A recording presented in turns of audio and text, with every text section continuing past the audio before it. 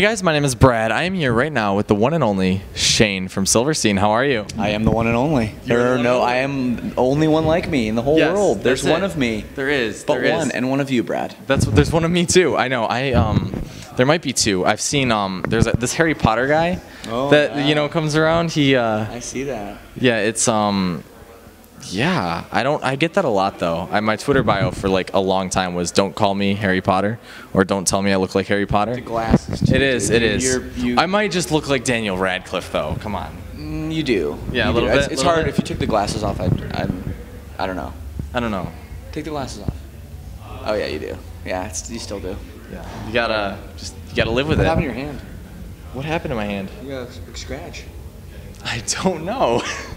That's something. Just living, man. I guess so. Just living I life. really didn't know that was there, to be honest, until you pointed it out. That's funny. Yeah, you guys are on Warped Tour. You get any scratches like this on Warped? Oh, I got all kinds of shit all over me, dude. Like it's like brutal out here, man. Is it? You know, like some days, like you just like I take off my shirt, take a shower, and I'm like, why am I bruised? Like, what did I do?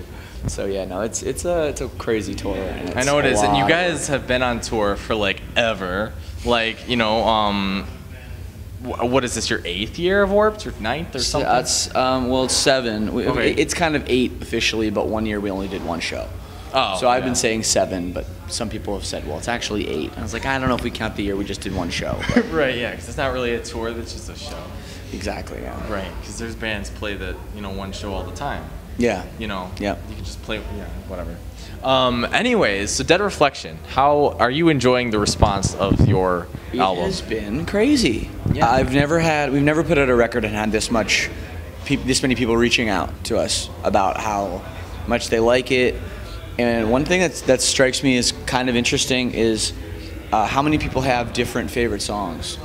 Like, it's not the same one coming up over and over. Mine's again. Aquamarine. Like, I love that. That's one that people have said a few times. Absolutely. Aquamarine, Mirrorbox. Mirrorbox. I'm hearing The Afterglow. I'm hearing Whiplash. The whole album is honestly phenomenal. Yeah, and it's really Wake Up. I'm even hearing. So people are really talking about all of the songs, which is really I think a good sign. I think it's a good sign because I don't think you guys have had, not like saying that your albums are necessarily bad, because I love almost everything you guys make. But well, thank you. But it's just funny that I found you guys in 2011, and then coming this far, because it was post, like, after you guys had made that like Transitions EP, and then like I had finally gotten your discography by like This Is How the Wind Shifts when that came out. So now that you guys have released Dead Reflection, and it's, in my opinion, the best thing that you guys have ever put out. So I think that's a good sign. Do you?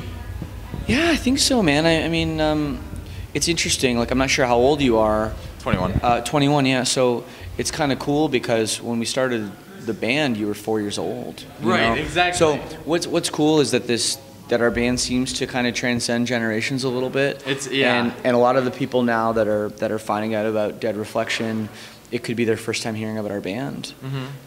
So I think that's really cool, and I think that for us, the importance of making quality new music constantly, consistently, is really important. And as we get further and further into our career, I think it becomes even more important. Right, of course. And you guys only get better with age. Like, I've noticed that. That's the thing, though, and like, it's a rare thing for bands because like, I'm not going to name names at all, but some of my favorite bands, it's like every record they put out is like a little worse, and then after a while, it's like, you lose. I feel like you lose that creative flow. To this anymore? I understand. And with us, we're trying every time to up the ante. And I really feel like we have, That's a really good quality about a band, is the ability to, not only like make new music that's good and listenable, but times change. Things happen. Like, that's one of the reasons I love Green Day so much, is that with every album I feel like they're kind of adapting and trying to trying new things, trying to stay like relevant within their own genre, within their own like piece of what they are, or and certain bands that try, and it's hard to do that very well, which I find that you guys do it very, like, it seems easy. It's not easy. and the thing is I think a lot of bands, as they age, there's more responsibilities, there's more things that happen as you get older. I understand. And I think most bands' records tend to get worse because of that. They don't put in the time, they think they know it all, and they you know, they think they're experienced. And with us, like, we know we have to put in a lot of work, and we do, and we take it really seriously. I understand. But like, but no, like, we really couldn't be more excited for this record, and it's cool. Just that at this like, you know, part of our career, we're making the not just still kicking, but we're like making some of the best music we've ever made. That's really awesome. That is really cool. Yeah. How was recording the album? You know, like, as far as it was tough, man. It was really tough. We spent a lot of time writing and agonizing over the tiniest things you'd never even notice. And then we got in there with the producer, and we did almost 2 weeks of pre-production, which is like basically just like figuring out, like, not actually recording, just figuring out how you're going to record it. And we spent 2 weeks, which is a very long time to do that. And our producer, Derek Hoffman, is like very intense and very hands-on. Never worked with a producer like that before, ever. Yeah. He was very, very like, I need to hear all your vocals, Shane. I need to hear everything you're gonna do. I want to see the lyrics. I want everything before we record a note. And in the past, it's always been like, oh, I don't have lyrics for this one, whatever, like, whatever. And he's like, no, I'm not recording it until, like, I know what you're doing. Right. And it was intense. I mean, it was a really intense experience. I had a lot of pressure put on me. And then when it came time to record, you know, my vocal and my performance, it was like so intense. Like, he pushed me and pushed me and pushed me to where I, like, in some ways I hated him. You know, like, I was like, I remember one time he made me sing this one line, and I'm like, not even exaggerating, like probably like 35 times over and over and over again. And I like swear by like number 6, I was like, it's fine, like, it's fine. And he sang it over and over and over and over again. And I was like, and I just remember thinking to myself, fuck this guy, I'll never work with him again. This is bullshit. And you know what? The thing is like, after the record's done, you have all these little things that add up to a record, a 40-minute long record. It all adds up. So, you know, I think it's important that we did those things. And now I'm like, well, I think we have to make another record with Derek, because as much as it was like hard at the time, and I hated it so much, it's worth it. Yeah, of course. You know, it's worth it. It's kind of like Warped Tour, actually. At the time, you're like, fucking get me out of here. But then when you look back on it, you're like, well, I played to a lot of people, and, you know, made a lot of new fans. So it's similar. Right. No, I totally understand that. I think anyone can take away from that too, though. Like, no matter what you make, you know, because a lot of, you know, times you find someone that doesn't, not necessarily like naming certain people in specific, but they sometimes, you know, don't put the effort into, you know, what they're creating, or, you know, they kind of like rush some things or whatever.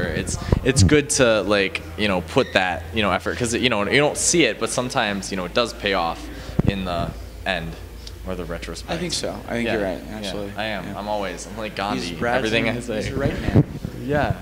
Actually, is that your last name? Brad Reitman? It can be LaPlante, actually. I just bought, it's French Canadian. French for Brad the Plant. It is, yes. But it's funny because I just bought a '97 Buick LeSabre, which is also like a French sounding name. So it's the most Brad car you could ever drive. So Brad the Plant drives Buick the Sword. Right, that's exact. Perfect. That's good. That's good. That sums it up. Yeah. So, anyways, if you had to pick one song, what is your favorite record? You said it's like spans the whole album as far as what everyone's talking about. What are you talking about? Yeah. I think for me, I think like there's always first of all, it's very hard to pick a favorite. Yeah. And it's ever changing. It absolutely, and it's ever changing. Like one time, maybe my kid did something bad and got into trouble at school, and I'm like, fuck that kid, I like this other kid more. You know, but I think like the biggest thing is like sometimes, you know, with every song, there's songs that I'm just like, fuck yeah, like I can just bang my head to this one, or other ones where I'm like, I really like the music, and then there's other ones where the lyrics are kind of like very important to me. So they all kind of have their own role, but I know you mentioned Aquamarine being one of your favorites or your favorite, and I'd say that song is one of my favorites too because it's extremely personal for me, and it's probably the most I've ever put myself out there. That's awesome. And being able to talk about that stuff and being able to tell that story of what happened to me, I think was really important for me to get out there and for me to share with people. What I noticed a lot, specifically within a couple songs, Aquamarine and Mirror Box specifically, I noticed that everything was very raw. Like in the way that your vocals came out, like within, I think it was Mirror Box was like one of the most intense breakdowns that I've ever heard. Yeah. As far as in a musical standpoint, so that just hearing that raw emotion and just very like direct, I thought that was incredible. So yeah. I mean, you're right. I think the bridge in Mirror Box is like one of those like kind of moments, at least. I mean, I know it's weird to say because I'm no singer of the song, but that's the kind of part that like makes the hair stand up on your arms a little bit. And like for me, knowing what it's about and knowing those lyrics and everything, that part in particular to me is like probably my favorite part of the whole record. That's awesome. It's interesting that you brought that up. So I think a record obviously is songs, and then you can break it down into specific parts, like, oh, that's a great verse or that's a great chorus or whatever. But more importantly, I think a lot of times you can break down a record into moments and great moments, and like that, why should I forgive you? Like, to me, that's just a great moment, and I think the breakdown of Aquamarine too, it's like a great moment. So exactly. I think that's just, you have to constantly think about those things when you're putting together an album, and I think that is what gives people, I think it's what makes people, what makes a record exciting. Do you know what I mean? Yeah, no, because otherwise it's just like, okay, it's a good verse, good chorus, whatever, but like if it doesn't really have that one, like, why is it a good verse? That's because of the moment. So that's something I think we were a little bit more conscious of. That's what I always think about when I'm reviewing things. Is when I'm reviewing an album, I always think about like, I might like something once, but I always try to, listen to it again, really take it in, because if I can't find a reason, as to why I like this, part of the song, then it doesn't really stand out. With my personality, that's how I am about things. So when we're working on music together, someone will be like, yeah, I don't know, I don't like that song, or I don't know about that part, and I'll go, okay, why? And if they don't have an answer for me as to why, I can't accept it. I can't accept their opinion. Well, of course, yeah. I can't accept their opinion unless they have a reason. Right, because then it's empty. So, and I know that music isn't always supposed to be like that. Like music, you're allowed to be like, I like this, and I don't need to be scientific about it. It's art. Right. But for me, and the way we write and the way we put together songs, I find I'm very specific about the things that I like or don't like about a part. I understand, yeah. And it's good to have that meticulousness. I'm very mathematical about art, which doesn't make sense really, but to me it's all about like that perfection, and just not perfection necessarily, but just liking what you want. Absolutely perfection. Absolutely, it's absolutely about trying to make every single part, every single second, microsecond of everything perfect. That's what we did. We spent a month mixing this fucking album. That's insane. A month mixing it. And I'm not saying like it was a month like, oh, we did a little bit of work. It was like 16 fucking hour days, dude. It was, oh my god, very that's insane. Very intense. I'm glad that what came out was. That's right, and you have to do that.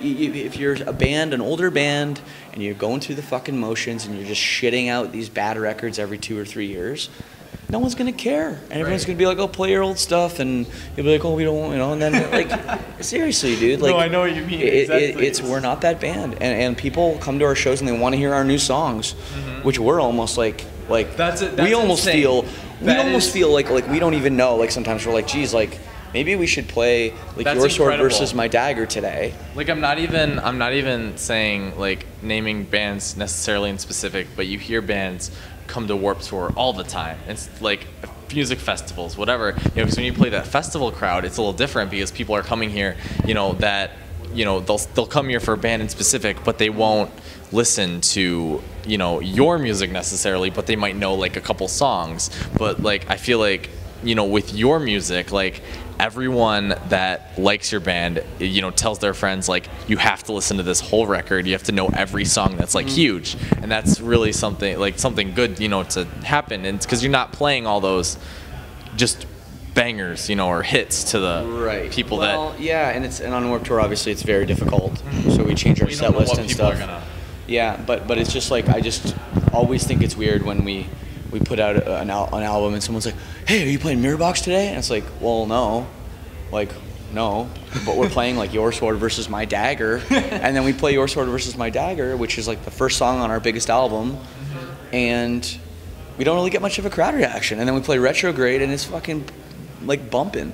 That's good. Which is a good problem. Yeah, I mean, good, you know, yeah. so it's you know, I think it's whatever. I could talk about it all day, but you know, fine. Yeah, we really just feel great that we're able to stay relevant, I guess, with our music and our new music. And you know, it's funny because I always hear bands say, "Oh, our new album's like our best one," and I always roll my eyes a little bit, and then I'm the one saying it, but I really mean it. And I think, and I mean, if you ask the press and you ask the fans, they agree with me. So it's a good sign. Yeah, it's a good sign.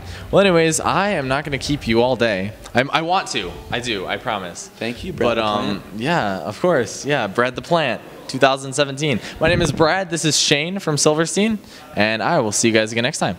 Bye.